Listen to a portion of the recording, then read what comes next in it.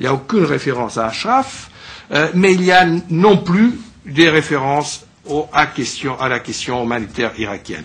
Or, surtout après, une fois encore, les révélations de Wikileaks, on sait qu'est-ce que se passe en Irak. On pourrait le savoir parce que il y a 5 millions de déplacés, réfugiés, il y en a beaucoup en Europe, par exemple, et il faut seulement leur parler, et leur demander qu'est-ce qu'ils ont vécu, comment les choses se passent, pour qu'on puisse savoir quel est le respect pour les droits humains que la clique théocratique iranienne a imposé à travers ses satellites en Irak.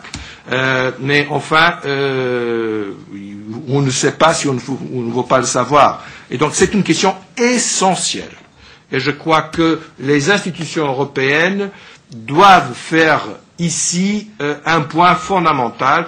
Il ne peut pas avoir un accord commercial sans faire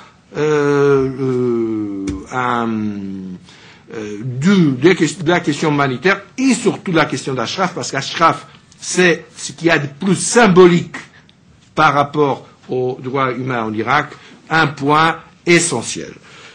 Donc, pour en terminer, je voudrais dire que permettez-moi en anglais, I would really like that our American friends would do their best to end this absolutely unbelievable and unjustifiable situation of having the PMOI in the terrorist list. It makes absolutely no sense. We did it in Europe, at least in the European Union, and this would be really something that all of us we would very much appreciate. I know that you have been committed to this end, but whatever you can do, it will be very much welcome. Thank you.